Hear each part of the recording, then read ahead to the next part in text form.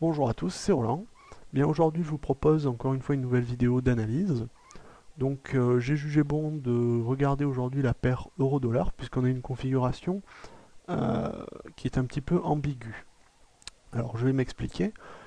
Donc comme nous l'avions évoqué au préalable, on avait sur les précédentes vidéos dit que les cours avaient une forte probabilité de monter puisqu'on était placé dans une tendance haussière ainsi.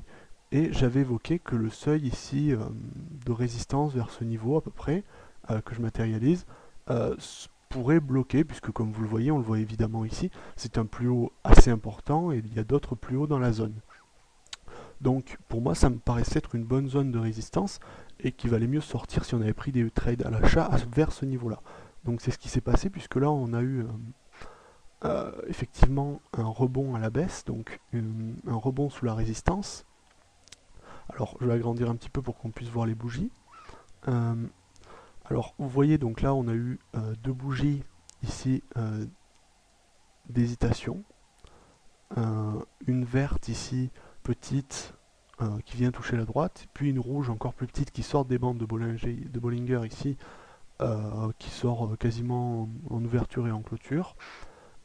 Ça a marqué un petit peu la fin du mouvement haussier sur cette période, puisque là on avait une bougie d'hésitation en dehors des bandes, et les bandes n'éclataient pas complètement, n'étaient pas parfaitement ouvertes, donc on avait une forte probabilité de rebond à la baisse.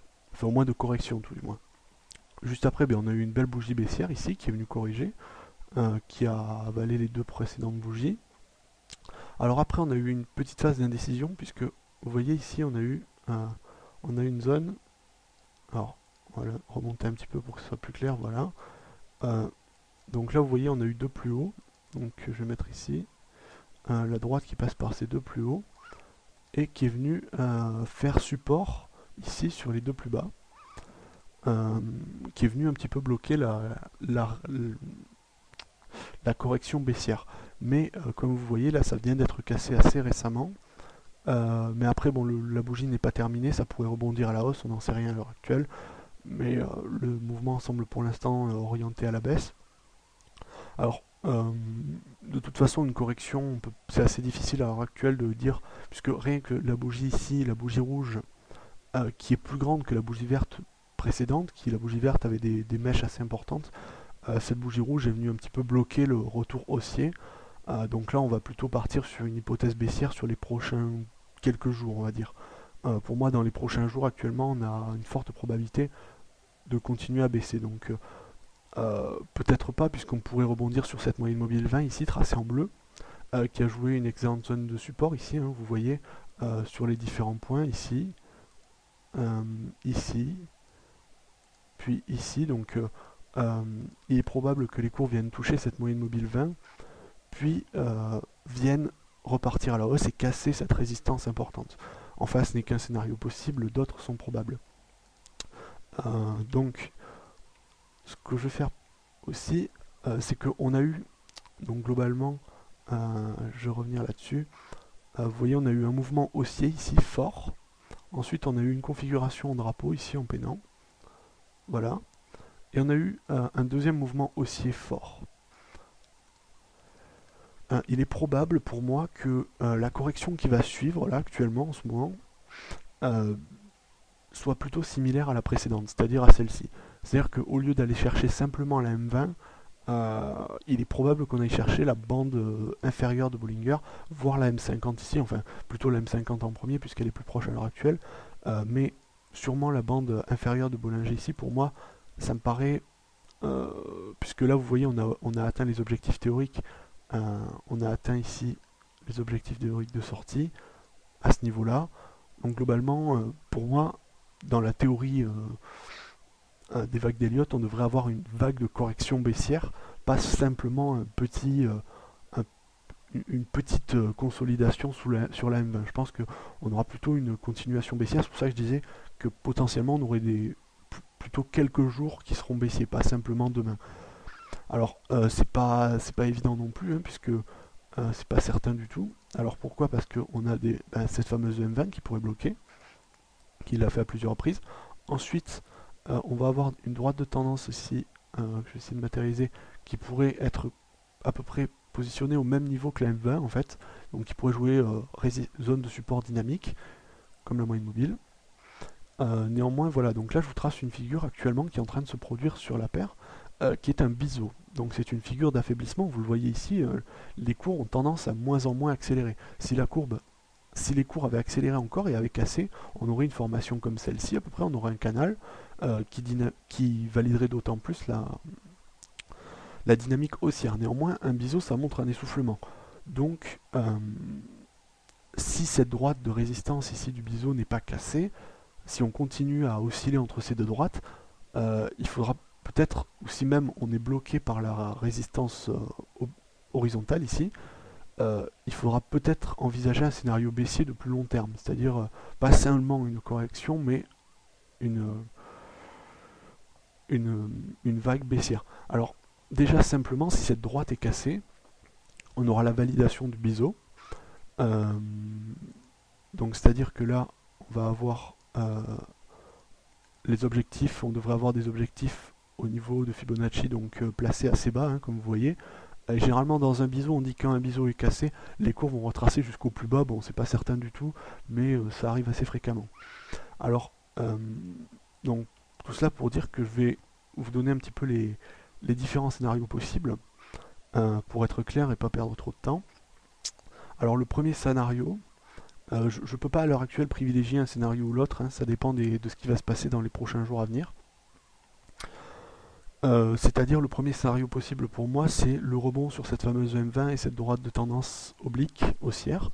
Donc si dans les prochains jours si demain par exemple, on avait une bougie forte haussière sur cette droite, je pense qu'on relancerait la dynamique haussière et on pourrait éventuellement casser cette droite de résistance horizontale et ainsi marquer des plus hauts et engendrer un mouvement haussier fort. Néanmoins, c'est pas certain du tout, comme je vous l'ai dit, puisqu'on est dans une configuration d'essoufflement et on est placé sous une résistance assez forte. Alors le deuxième scénario possible, c'est la baisse pour moi, enfin plutôt la consolidation, donc c'est-à-dire le deuxième scénario, ce que j'ai évoqué tout à l'heure, c'est-à-dire d'une formation ici qu'on pourrait avoir en drapeau, en pennant, enfin quelque chose de pas très puissant mais qui serait un petit peu, qui jouerait un petit peu quelque chose de similaire à cela en fait, qui continuerait et qui viendrait chercher potentiellement le bas des bandes de Bollinger. C'est un scénario possible, puis après on aurait un rebond à la hausse. Donc là, la première théorie que je vous ai dit, que je vous ai évoquée concernant le rebond sur la droite, c'est une théorie selon laquelle les cours sont clairement placés en tendance haussière et qui vont accélérer encore. La théorie que je vous donne maintenant, c'est-à-dire qu'on va marquer une phase de correction plus lente, plus longue, c'est plutôt qu'on est dans une tendance haussière normale, et que dans toute tendance on a des vagues de correction et que là on est en train de subir une vague de correction et que ça pourrait arriver. Alors dans ce cas-là, ça serait une consolidation plutôt à plat. On devrait avoir quelque chose d'assez mou qui viendrait bloquer normalement sur cette zone de support ici. On devrait rester au niveau de cette zone de support et consolider potentiellement à plat. C'est ce qui me paraît le plus logique, ou alors peut-être un petit peu baisser mais pas en force. Et le troisième scénario que je pourrais évoquer, eh bien c'est la baisse. Donc c'est la figure du biseau ici, et qu'on aille le casser. Alors si on va casser le biseau, la première chose qui va arriver déjà, c'est qu'il faut faire attention qu'on ait vraiment une cassure franche pour éviter de tomber dans le piège de la consolidation que j'ai évoquée dans le précédent scénario. Donc si on a une cassure assez forte, on va avoir des objectifs, donc les premiers objectifs qui sont donnés par la théorie de la balançoire ici, vont être à peu près actuellement au niveau de la bande inférieure de Bollinger. On va tracer maintenant, donc ça c'est ce qui devrait arriver en premier temps, qui correspondent à peu près avec les 0,382. Néanmoins, si on casse, il faudra attendre un pullback, c'est vraiment très souhaitable dans ce genre de configuration. Mais là, donc si on est amené à casser globalement en force, on devrait atteindre les 0,382, puis plus largement, on pourra considérer que la zone actuelle donne une zone de range en fait. Et là, ça validerait très bien la théorie du biseau, qui dit qu'on va retracer jusqu'en bas. Et là, on pourrait aller chercher des objectifs très bas vers les plus bas en fait. mais pour les prudents, on peut aussi chercher cette zone ici des 0,618, les 61%, 61,8% de Fibonacci, qui serait un bel objectif déjà. Voilà, donc je vous ai donné à peu près tous les scénarios. Ça dépend de ce qui se passe dans les prochains jours. Donc si on a clairement une bougie à la hausse puissante, on va privilégier un scénario de cassure de la résistance. Si on a des bougies plutôt faibles avec des corps faibles, des ombres assez importantes qui ne cassent pas la zone que j'ai évoquée ici vers là, on va évoquer plutôt un scénario de consolidation en vue de rebondir plus tard ou de baisser à terme, ça dépend. Et si on casse franchement cette droite de support, là on évoquera plutôt un scénario baissier. Voilà, donc c'était mon avis sur la paire euro-dollar. J'espère que cette vidéo vous a plu et je vous dis à bientôt.